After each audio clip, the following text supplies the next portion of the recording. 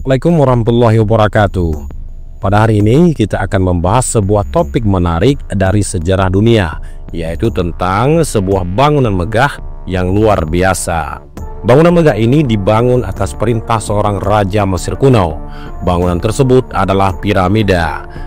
Namun, banyak yang belum tahu bahwa piramida ini dibangun oleh seseorang yang namanya disebut 6 kali dalam Al-Quran.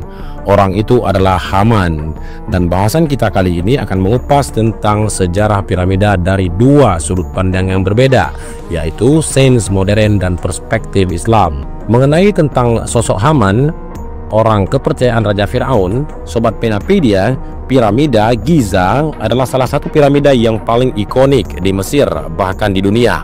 Pada tahun 2008, para ilmuwan yang menemukan bahwa Mesir ini memiliki banyak sekali piramida, dengan jumlah yang diperkirakan mencapai antara 118 hingga 138 piramida.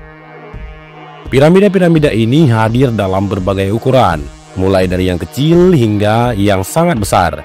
Dari sekian banyak piramida, piramida Agung Giza adalah piramida yang paling besar dan paling menakjubkan. Lebarnya mencapai 230 meter dengan ketinggian 146 meter.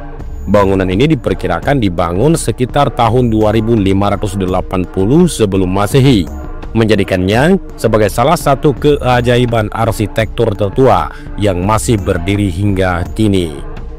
Piramida di Mesir juga pada dasarnya memiliki fungsi utama sebagai monumen sekaligus makam para raja atau Fir'aun. Ketika seorang raja Mesir meninggal, jasadnya akan diawetkan menjadi mumi, kemudian disimpan di dalam piramida bersama dengan berbagai harta benda yang ditinggalkan.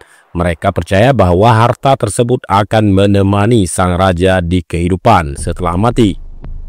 Yang luar biasanya adalah cara piramida ini dibangun. Struktur megah ini terdiri dari balok-balok batu raksasa yang tersusun secara rapi hingga membentuk piramida yang dasarnya berbentuk persegi. Coba bayangkan, satu balok batu saja beratnya bisa mencapai 3 hingga 5 ton. Untuk perbandingan berat, satu balok itu setara dengan setengah berat sebuah rumah di Indonesia. Dan jumlah balok batu yang digunakan untuk membangun piramida sebanyak 2,3 juta balok batu. Jadi, betapa sulit dan canggihnya teknik yang digunakan pada masa itu untuk mengangkat dan menyusun balok-balok batu besar untuk membangun bangunan yang megah dan yang seperti kita lihat sekarang ini.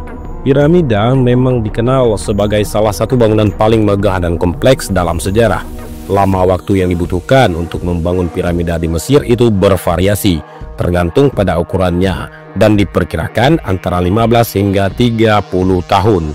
Nah, Sobat Penapedia, ada kisah menarik dari seorang sejarawan Yunani terkenal bernama Herodotus yang pernah mengunjungi piramida agung.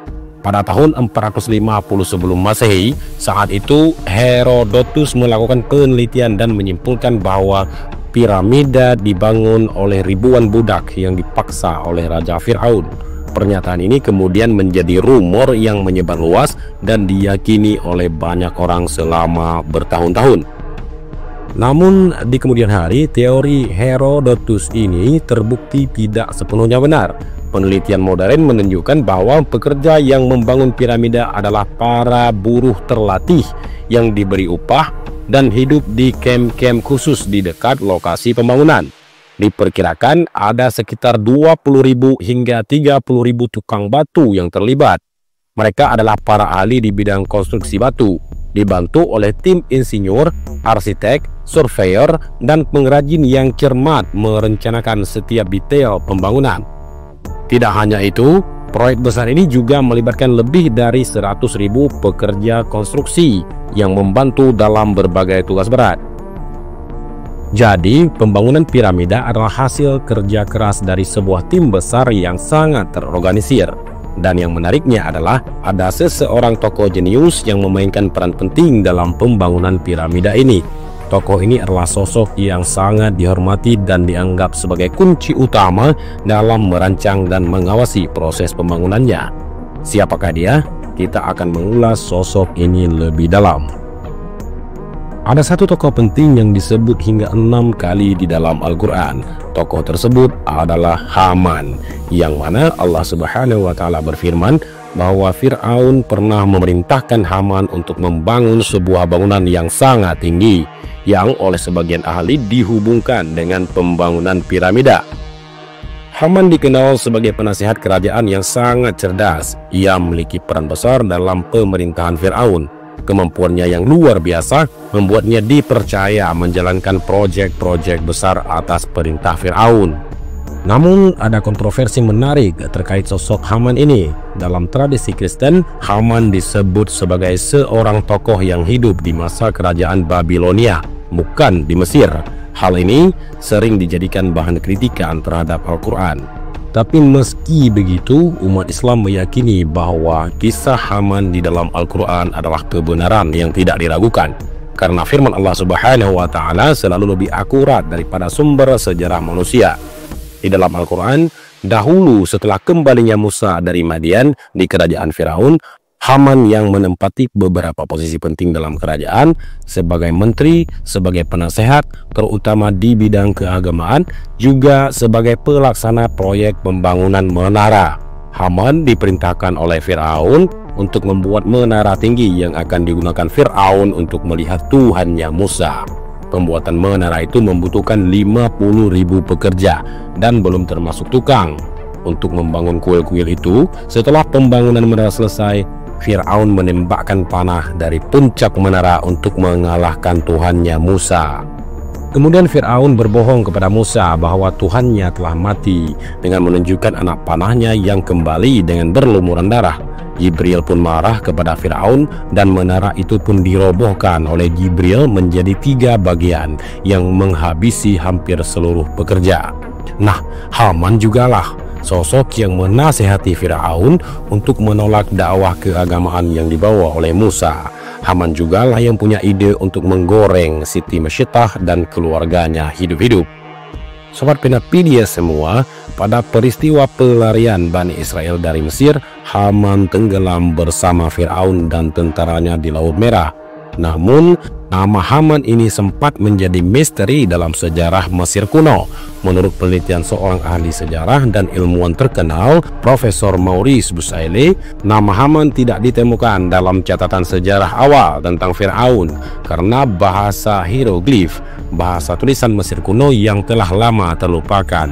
Namun, saat Profesor Maurice mempelajari Kamus Besar Bahasa Hieroglif, ia menemukan bahwa fakta mengejutkan. Nama Haman ternyata benar-benar tercatat di dalam hieroglif kuno sebagai seorang pejabat penting di istana Fir'aun. Haman, ia menjabat sebagai kepala staf ahli pahat batu, sekaligus orang yang bertanggung jawab atas pembangunan berbagai proyek besar di era pemerintahan Fir'aun. Penemuan ini membuktikan bahwa kekuatan Al-Quran yang telah menyebut namanya itu dengan tepat. Meski informasi itu baru ditemukan ribuan tahun setelahnya, dalam tafsir Ibnu Katsir, khususnya dalam kitabnya Qasasul Anbiya, dijelaskan bahwa Haman adalah salah satu tokoh yang paling berpengaruh di kerajaan Fir'aun. Ia memiliki peran besar sebagai orang yang bertanggung jawab atas pembangunan berbagai proyek besar milik Fir'aun. Namun perlu diketahui bahwa istilah Fir'aun sebenarnya bukanlah nama dari satu orang raja saja. Sebutan ini adalah gelar yang diberikan kepada penguasa Mesir kuno, mirip seperti istilah kaisar di Romawi atau syah di Persia.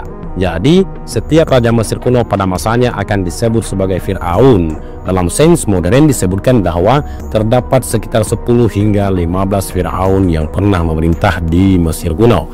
Salah satu Fir'aun yang diyakini hidup pada masa Nabi Musa alaihissalam adalah Al-Walid bin Musab bin Ar-Rayyan, seorang raja dari Bani Amalik. Ia juga dikenal dengan nama Ramses II, yang sering diidentifikasi sebagai Fir'aun di zaman Nabi Musa. Ramses II dikenal sebagai salah satu Fir'aun yang paling kuat dan paling kejam dalam sejarah Mesir. Masa kekuasaannya itu berlangsung selama 66 tahun. menjadikannya sebagai seorang penguasa Mesir kuno dengan periode pemerintahan terlama. Kejayaan ini tidak hanya menunjukkan kekuatannya, tetapi juga kekejamannya terhadap rakyat, termasuk perlakuannya terhadap kaum Bani Israel. Sobat Pinapedia, kita kembali pada topik awal, bagaimana caranya sebuah piramida raksasa itu bisa dibangun di zaman kuno. Di masa itu, teknologi tentu tidak secanggih seperti yang kita miliki sekarang. Namun yang luar biasa adalah sebelum para sejarawan modern mengungkap teori tentang pembangunan piramida, Al-Quran sudah lebih dulu memberikan petunjuk tentang proses pembangunannya. Hal ini menjadi salah satu bukti keajaiban kitab suci yang datang dari Allah Subhanahu wa Ta'ala. Allah berfirman dalam Quran surat Al-Qasas ayat ke-38. Dan Fir'aun berkata, "Hai pembesar kaumku, aku tidak mengetahui Tuhan bagimu selain aku. Maka bakarlah hai Haman untukku tanah liat. Lalu buatkanlah bangunan yang tinggi, supaya aku dapat naik untuk melihat Tuhannya Musa. Dan sesungguhnya aku benar-benar yakin bahwa dia termasuk orang-orang pendusta." Dan Al-Quran surat Ghafir ayat 36-37, Fir'aun berkata, "Hai Haman, buatkanlah untukku bangunan yang tinggi, supaya aku sampai ke pintu-pintu langit, supaya aku dapat melihat Tuhannya Musa. Dan sesungguhnya aku memandangnya seorang pendusta." Ayat-ayat ini menggambarkan betapa besar ambisi Fir'aun dalam membangun suatu struktur bangunan yang tinggi, yang jika kita hubungkan dengan pembangunan piramida besar yang terkenal sampai sekarang. Jadi, jauh sebelum sejarawan dan para peneliti mulai mencari cara bagaimana piramida ini dibangun, Al-Quran sudah lebih dulu menjelaskan tentang proses itu. Balok-balok batu yang beratnya mencapai 50 ton yang sekarang kita kenal sebagai bahagian dari piramida ternyata disusun dengan cara yang sangat terencana. Menurut penjelasan dalam Al-Quran, tanah liat atau lumpur yang dikumpulkan lalu dibawa secara perlahan-lahan ke atas piramida. Setelah itu dilakukan proses pembakaran di sana untuk membentuk balok-balok batu yang berat dan kokoh. Semua ini dilakukan dengan teknik yang sangat canggih untuk zaman seperti itu. Sebelumnya ada yang berpendapat bahwa balok-balok batu itu diangkat ke atas menggunakan hewan-hewan besar seperti gajah atau kereta yang ditarik oleh kerbau. Bahkan beberapa teori lain mengatakan bahwa piramida itu dibangun oleh manusia-manusia raksasa yang hidup pada masa lalu. Jadi, bukankah pendapat itu tergolong aneh? Namun, lihatlah Sobat Pinapedia, betapa Al-Quran sudah lebih dulu memberikan penjelasan yang lebih logis dan sesuai dengan ilmu pengetahuan tentang bagaimana piramida itu dibangun. Lalu ada seorang ilmuwan modern bernama Profesor Yosef Davidovich yang melakukan penelitian mendalam tentang bagaimana piramida Giza dibangun. Penelitiannya memberikan wawasan baru dan menarik tentang proses luar biasa di balik pembangunan struktur megah ini. Profesor Joseph melakukan penemuan penting dengan mengidentifikasi jejak reaksi cepat pada batu piramida yang ternyata terbuat dari lumpur atau tanah liat. Sebelumnya, para pakar geologi kesulitan membedakan antara batu alam dan batu buatan. Namun berkat teknologi modern yang semakin canggih, Profesor Joseph mampu membedakan keduanya dengan sangat tepat. Penelitian ini mengungkapkan bagaimana batu-batu piramida sebenarnya dibuat, dan hasilnya sangat selaras dengan apa yang telah Allah jelaskan di dalam Al-Quran lebih dari 1400 tahun yang lalu. Sebuah penemuan yang menegaskan kebenaran petunjuk yang telah diberikan oleh Allah Azza wa Jal di dalam kitabnya Al-Quranul Karim. Tujuan Ramses II atau Fir'aun pada masa Nabi Musa membangun piramida adalah untuk menciptakan sebuah struktur yang sangat tinggi. Dia ingin mencapai ketinggian tersebut untuk melihat dan membuktikan apakah Tuhannya Nabi Musa benar-benar ada di atas langit atau tidak. Fir'aun yang dikelilingi oleh orang-orang cerdas dan berbakat akhirnya merasa sombong, dan karena dia tidak pernah sakit selama hidupnya, jadi dia menganggap dirinya sebagai Tuhan. Dalam pikirannya, dia ingin membuktikan bahwa tidak ada Tuhan selain dirinya. Oleh karena itu, dia berusaha membangun piramida setinggi mungkin untuk membuktikan klaimnya tersebut. Tidak hanya itu, Setelah Firaun berhasil membangun piramida dan naik ke puncaknya, ia mencoba menipu kaumnya dengan mengatakan bahwa dia bisa mencapai langit untuk membunuh Tuhannya Nabi Musa. Sobat Penapedia, sungguh luar biasa bagaimana Al-Quran yang diturunkan 14 abad yang silam sudah menjelaskan dengan begitu jelas tentang cara pembangunan piramida Mesir. Padahal Nabi Muhammad SAW tidak pernah mengunjungi Mesir atau menyaksikan piramida secara langsung. Ini adalah bukti bahwa Al-Quran wahyu dari Allah Azza wa Jalla yang diturunkan kepada Nabi Muhammad SAW itu Allah maha benar dengan segala firman-Nya. Wallahu a'lamu bisawab. Itulah sejarah tentang piramida Mesir dari sudut pandang Islam dan Haman yang disebutkan 6 kali namanya di dalam Al-Quran. Semoga yang sedikit ini bisa menjadi bermanfaat. Wassalamualaikum warahmatullahi wabarakatuh.